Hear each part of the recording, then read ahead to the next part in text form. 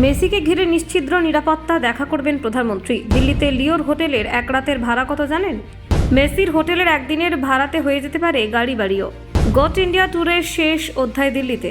কলকাতার বিতর্ক পেরিয়ে দিল্লিতে LM10 প্রেসিডেন্সিয়াল সুইটে মেসি, এক রাতের ভাড়ায় চমক। লীলা প্যালেসে রাজকীয় নিরাপত্তা, গোটা ফ্লোর বুক ফুটবলের রাজপুত্রের জন্য।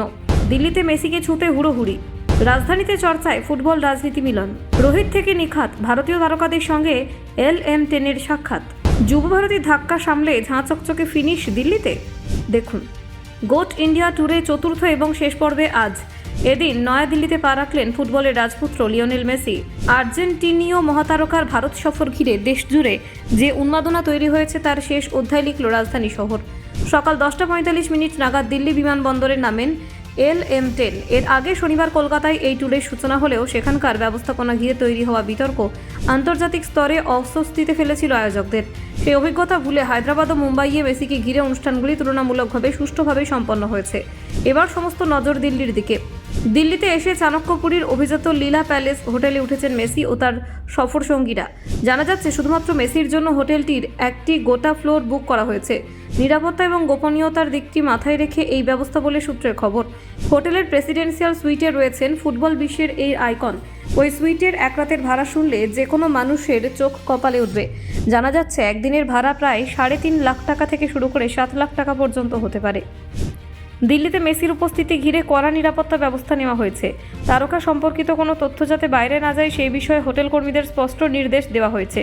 মোবাইল ব্যবহার থেকে শুরু করে অতিথি সংক্রান্ত তথ্য প্রকাশ সবকিছুর উপরেই নজর রাখা হচ্ছে। তবে সম্পূর্ণ গোপনীয়তার মধ্যেও মেসির সঙ্গে দেখা করার বিশেষ সুযোগ থাকছে। সূত্রের খবর, একটি রুদ্ধদ্বার মিট অ্যান্ড গ্রিট অনুষ্ঠানের আয়োজন করা হয়েছে। সেখানে সীমিত সংখ্যক অতিথি মেসির সঙ্গে সাক্ষাৎ করার সুযোগ পাবেন। এই বিশেষ সাক্ষাৎ পর্বে অংশ নিতে কয়েকটি কর্পোরেট গোষ্ঠী কোটি কোটি টাকা ব্যয় করছে বলে শোনা যাচ্ছে। শুধু সাক্ষাৎ বা করমর্দন নয়, কিছুক্ষণের ব্যক্তিগত কথোপকথনের সুযোগও থাকছে বলে দাবি সূত্রের।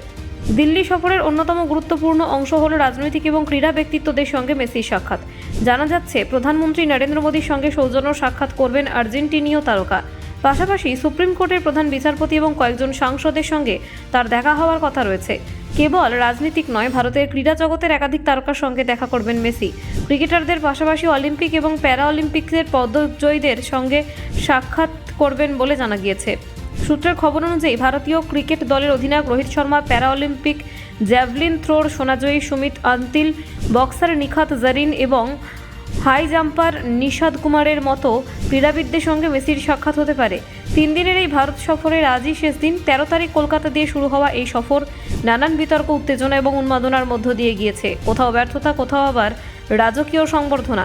Bureau report, Bangla digital TV.